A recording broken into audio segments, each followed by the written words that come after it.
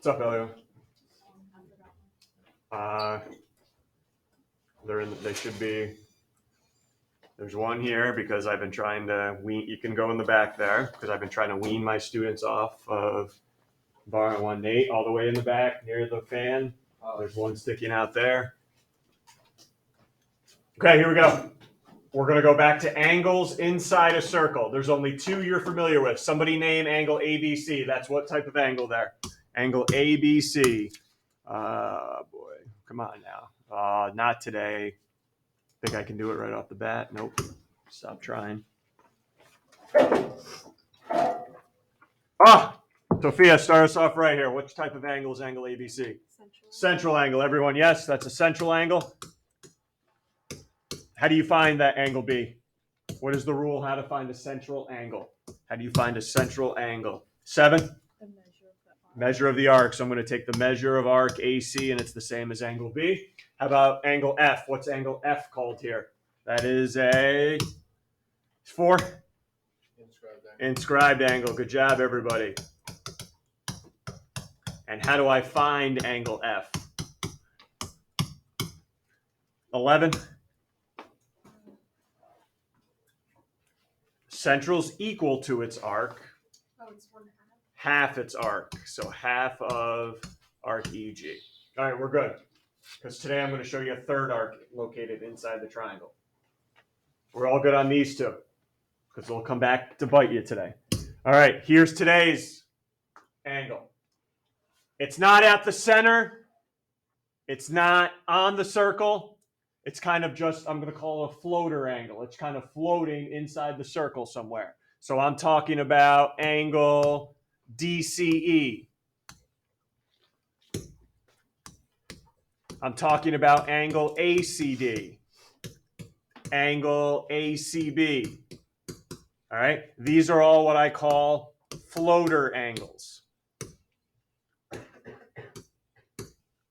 So we have central, inscribed, and now today we're going to work with a floater angle where the vertex is in the circle somewhere. So central, it's on the center, inscribed on the circle, floater somewhere in the circle. All right, you ready how to find a floater angle? And that's, by the way, that's not an official term. That's just my term. All right, so maybe it's got a name. All right, here you go. Here's how I find a floater angle. Central's equal to its arc. Inscribed is half its arc. Floater angle, ready? Half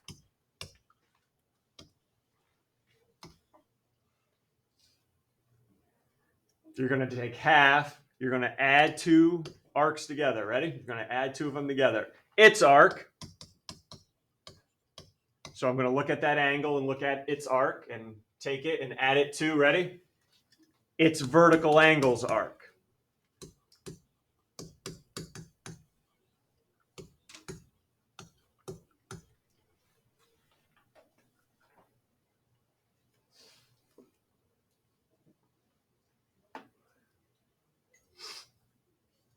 So what I want somebody to do right now is pick a floater angle from my diagram. And we're going to talk about how I would find it if I had numbers. 12, big job here. Just pick a random floater angle up there. Angle. ACB. Okay, everyone ready? So how would I find angle ACB? I would take half the sum of, ready? What arc belongs to ACB? What arc belongs to ACB? Arc 4? AB. So I'm going to take arc AB and add it to, now look at the vertical angle to ACB and give me its arc. So ACB has got a vertical angle. Give me the arc that belongs to its vertical angle. 8 DE. So that's how I would find that floater angle right there. I take half of those two arcs added together. Bless you. All good? All right, here we go. Let's do a couple easy ones, and then we get really involved today. That's not the center, okay? This is not a center point, so don't think that's a central angle and the answer is just 88. That is a floater angle, okay? That is a floater angle, everybody. So it's going to be equal to half. I know this is an easy one, but what's its arc measure? 10, the floater angle belongs to which arc? 88 plus, what's its vertical angles arc? 7? 86. Good. X equals. I always love doing this problem first because I'm looking at everybody going through their calculators.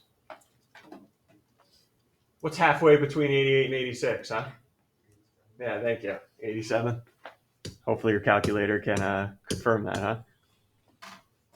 87. I didn't even see that. All good? And also I need you to do a couple problems where I give you the floater angle. So 65 is a floater. So we'll start off 65 equals, because that's a floater angle, 1/2. What arc belongs to the 65 floater angle? 2. 100 plus its vertical angles arc, which is labeled as 7.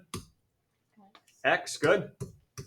All right, let's talk to solve this algebraically, because you have two choices. Some of you guys may decide, all right, go ahead and distribute the 1/2. Me personally, I like to get rid of the 1/2 first. But if you want to distribute the 1/2, go ahead. I like to get rid of the 1/2 by multiplying both sides by 2. But that's just my preference. If you feel more comfortable distributing the 1/2 and going from there, go ahead. On the right side, when you multiply by 2, hey, you don't distribute the 2. The 2 cancels out with the 1/2, and I'm just left with the 100 and the x. Okay, so if you do decide to multiply by 2, fine. Just know they just cancels out the 1/2. And then what's over here, $1.30?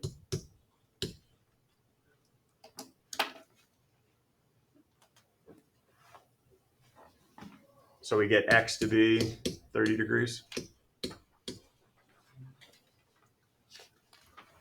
Everyone all right with my new angle? My floater angle. Well, we'll see.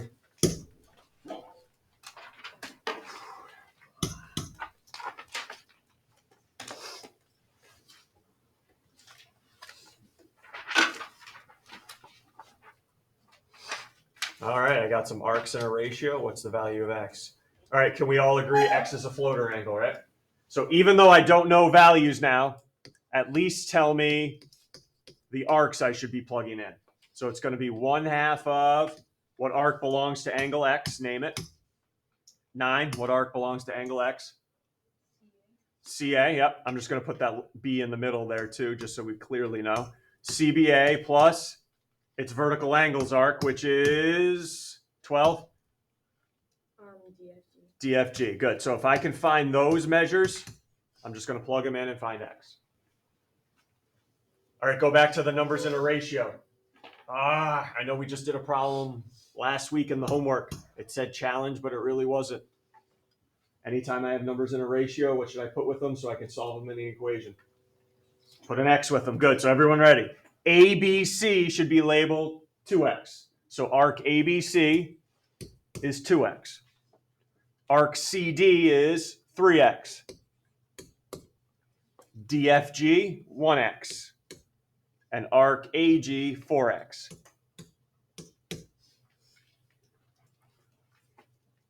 What can I do with all those to solve for x? What do you know about all those arcs when I put them together? 3. What can I solve here? Add the 360, Spence. Look at you. 5, 6, 10. So 10x equals 360. X equals 36. Now, if you want to go ahead and plug in x for all the arcs, fine. But remember, we're only worried about CBA and DFG here, right? So plug in 36, and what are my arc measures I need now?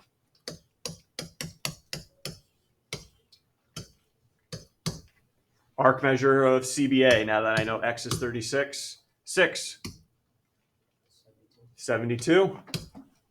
And how about DFG? Oh boy, trick question, huh? 9. Nice job. Didn't catch you there.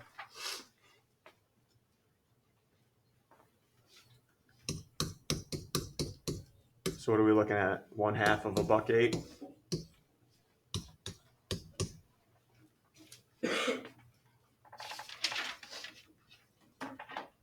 What's that one? 54?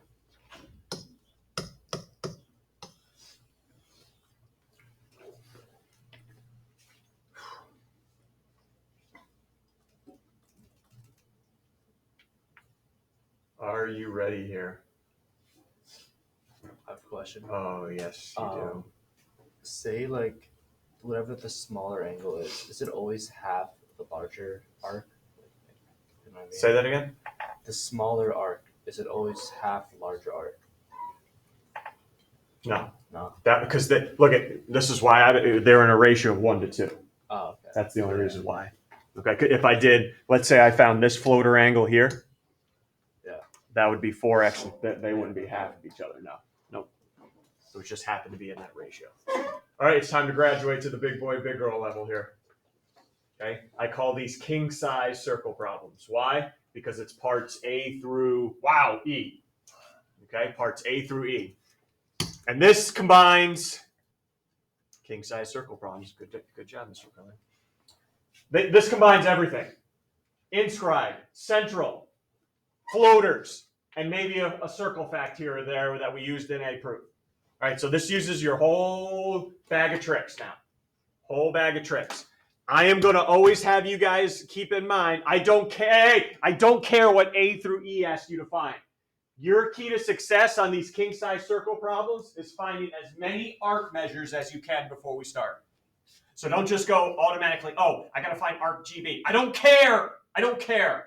I'll worry about that when we get to it. I want you guys to find as many arc measures as you can right now.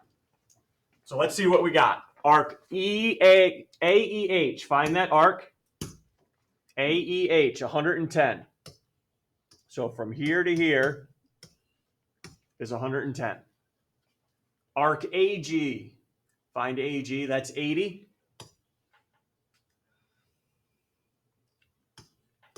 $80. And the ratio between AE to EH is 2 to 3. So what are we putting on those again? X's, right? So arc AE is 2x. Arc EH is 3x.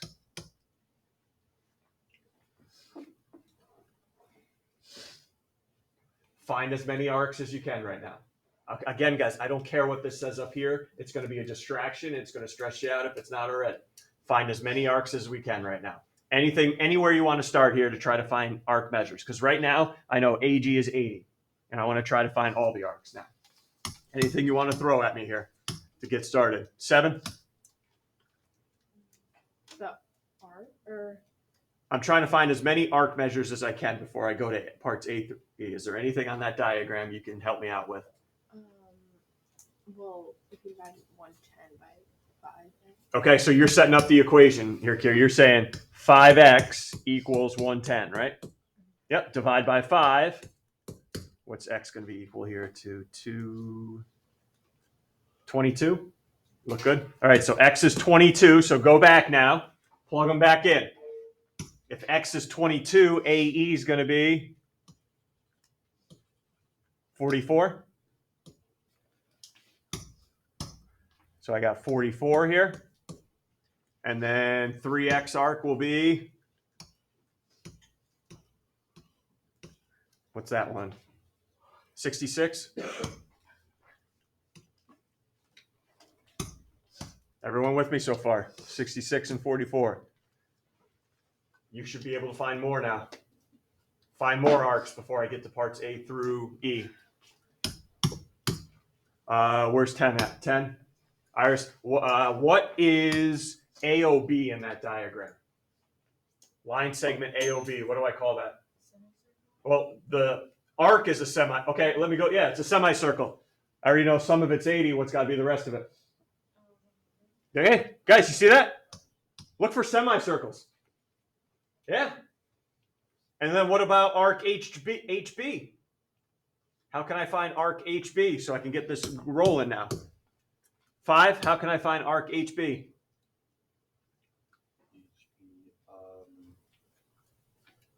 Is it 102? No. Ready? HB. Look at AE, EH, HB. If I go all the way around here, what is this? 180, right? And you already know two of them. Oh, okay. And that's what, remember, that was 110 when I total them, so that's got to be. Is it 26? Wait. No. Okay, ready? Okay. A all the way to B. That's a semicircle. You said it totals how many degrees? 180. 180. Well, this is already 110 from A to H. I was adding the wrong numbers. 70. 70. There you go. All right. Now we got all our arcs. We should be good to go. Ready? Part A. Arc, measure of arc GB. Holy geez, we already found it. That's what's going to happen most times. Either parts A or parts A and B, you can answer automatically because you've already found the arc measure. So arc GB, hundo. B, oh, geez, another one we found. Arc EA, which is 44. This is going quick. Now we got to work.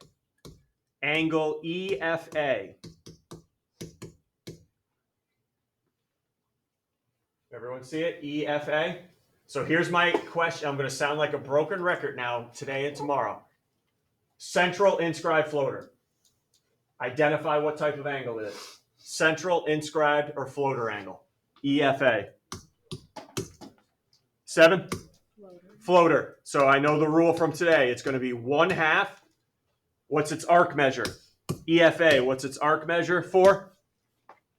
44. Plus, what's its vertical angles arc measure? Because that's how I find a floater. 8. Sophia, what's its vertical angles measure? 100. 100. Everyone see how we're finding this now? All right. So half of 144. What do we got there? 72. Piece of advice I gave you already this unit. Once you find a part, put it in your diagram. You never know. You may need it. So 72 degrees right there. All right, let's keep trucking here with me. Angle FEB now. FEB. Central inscribed floater. Central inscribed or floater. 2. Inscribed. Inscribed. So now I got to go to my rule. Inscribed is just half the arc it's drawn to, and that's it. So everyone look at angle FEB, and it's drawn to an arc measure of 4. FEB is drawn to an arc that measures 100. So FEB will be 50. Put that in there. I don't know. Maybe I'll need it. And then finally, how about OHD?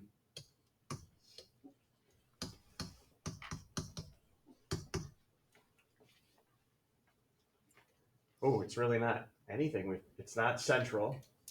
Hey, you can't call it inscribed either, right? Because an inscribed angle, the two sides have to be chords in. That's a radius and that's a tangent. So, and it's not floater, so it's nothing we've talked about. But you can still find it. So everyone all right why it's not central, inscribed, or floater? So that probably means think of a circle fact. If it's not one of those three angles, think of a circle fact right now. All right, look at that. OH, radius, HD, tangent. What's happening there? 10? Let's go. It's perpendicular to the point of tangency. So no calculations needed. It's just a 90-degree angle. There you go. All good, kids. All right. Whew.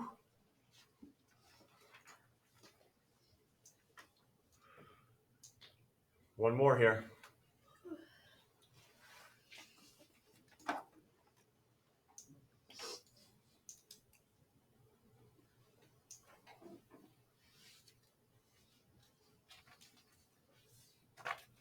Just so you don't overlook it, it's kind of just buried in the middle, but hey, that's going to probably be huge, right? AP, angle BAC is getting bisected.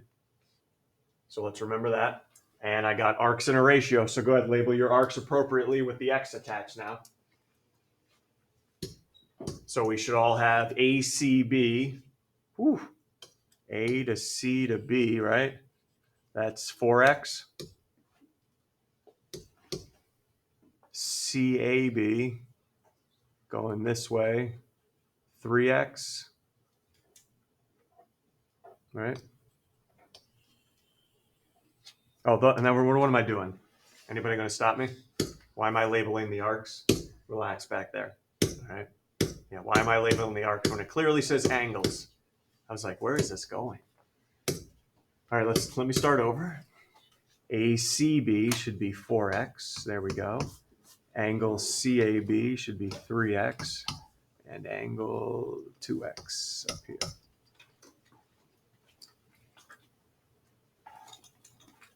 What can you do with all three of those so I can find the value of x? Start me somewhere here. 10. What do you know about all three of those? Okay, let's do it. 3x plus 2x plus 4x equals 180. Go ahead, everyone, find the value of x so we can plug it back in and find out what those angles are.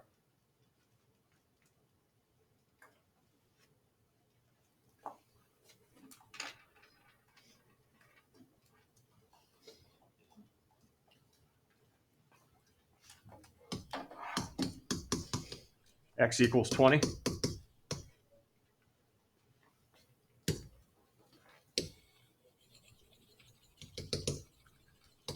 Okay, plug them back in now. Find those angles now.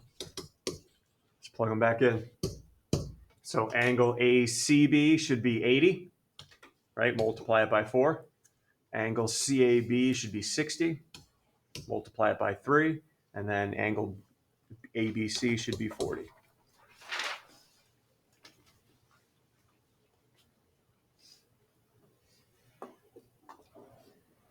How about their arcs now?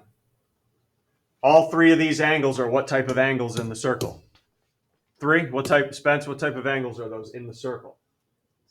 Inscribed, right? And I know inscribed equals half of whatever the arc is. So everyone, hey, this angle of 40, I'm going to double, so that'll become 80. Everyone see how I got that? 40 is inscribed, half its arc, so I double it. 80, I'm going to double, and I'm going to get 160 over here. And then 60, I'll double, and then BFC, this whole arc right here, should be 120 degrees. So I should be good now that I know all the arcs. Now let's answer the questions now that I know the arcs. Angle ABC. Oh, already found it. 40. Arc BF. Already found it. That's why it's to your advantage to find the arcs first. Most of these we can answer quick. Buck 20. And then the one we're going to have to work with here, how about the measure of BEP?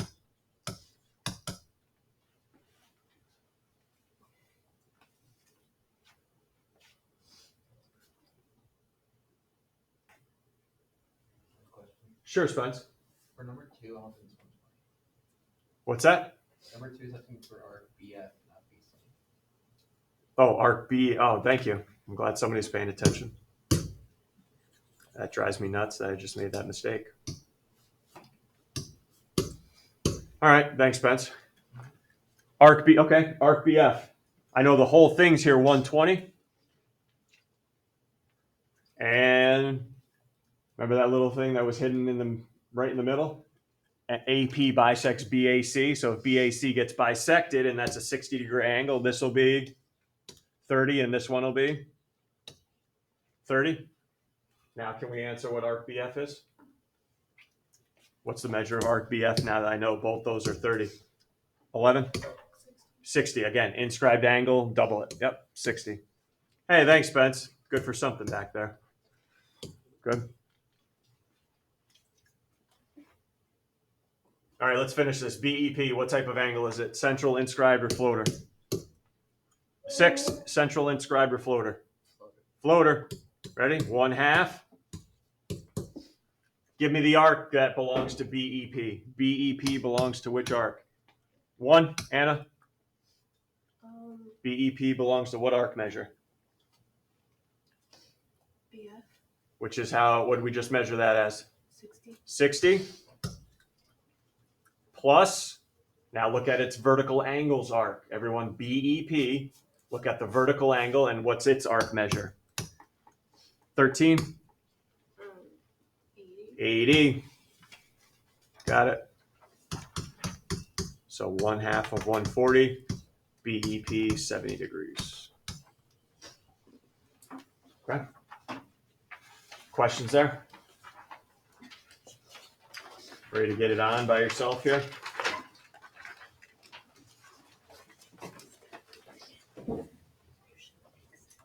Alrighty.